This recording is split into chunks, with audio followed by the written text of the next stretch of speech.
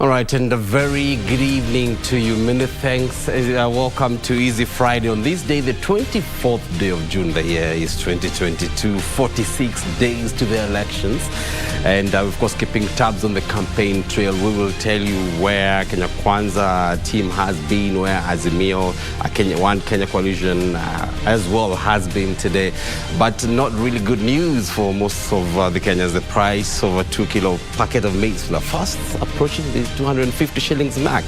We're looking at that and other stories that have been shaping up today, and not good news for Mike Bovi Sonko, Karungo Bangwa, as well as 9 others, as the High Court says it has no jurisdiction to hear some petitions challenging the aspirants over integrity issues. Details of this and others, business and sports as well, with Karen Kibesh on standby. But first things first, here's a night review of what we've lined up for you tonight. These are the highlights.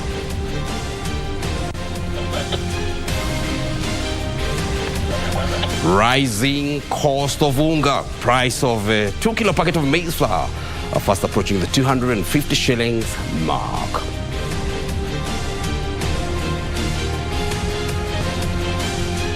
We have story coverages of those were 23,721 mentions in total, where Raila Odinga was 61%.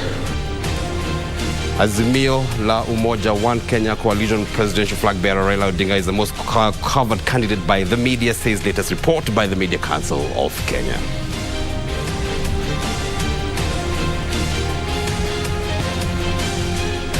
And blessing or bad omen in this week's installment of My Culture, we look at the birth of twins in some Luya sub-tribes.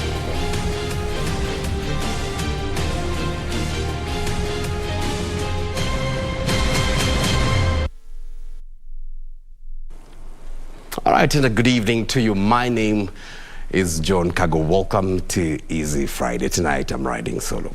Now, the price of a 2-kilo packet of maize flour is likely to cross the 250 shillings mark soon if the government does not resolve the paperwork standoff at the Namanga Border Point to facilitate importation of maize through Tanzania. The United Grain Millers Association chair, Ken Nyaga, says hundreds of trucks carrying maize from Malawi, Tanzania and Zambia are stuck at the Namanga Border Post, and the increase of local maize exports to South Sudan has worsened the maize availability here in Kenya. This story begins our coverage tonight on Easy Friday. The retail price of maize flour has risen to a record high, with a 2-kilo packet cross the 200 shillings mark. Maize millers are warning that the price of maize flour is likely to further go up as soon as next week on account of a maize shortage situation that is worsening. We don't have maize in this country. We have seen the prices escalating from around 3,000 last month up to around 6,500 as at today.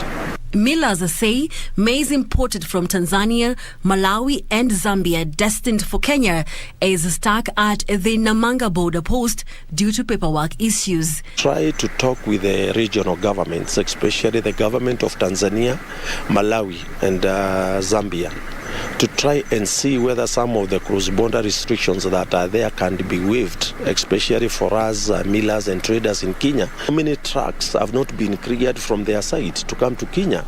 In addition, Nyaga says the rising transportation cost due to record high fuel prices have pushed the landing cost of a 90-kilo bag of maize to 6,000 shillings, hence the high cost of maize flour. A spot check by KBC found that a 2-kilo packet of sifted maize flour is retailing at between 204 and 210 shillings, while premium brands are 30 shillings costlier. I think this is a situation that we need to embrace ourselves for until maybe the government sees what mitigations they are going to take and see what they are going to do about the issue. Otherwise, if then we have to wait, we need to wait until September when the farmers will be harvesting. Maize flour prices were about 145 shillings last month and 138 shillings in April. He says maize millers are unable to import maize from outside the Comesa region, despite the opening of the import window last month due to the 100% non-GMO imports requirement limits the number of markets from where to import maize from. The specification that was required is a specification you cannot get it globally. So we had requested them to try and amend, at least we have a EU standard instead of 99.9 GMO, because now it's quite difficult to get it. He accuses farmers of hoarding maize and some traders of mopping up available stocks for export to South Sudan at 7,000 shillings per 90 kilo, which is pricing out local millers.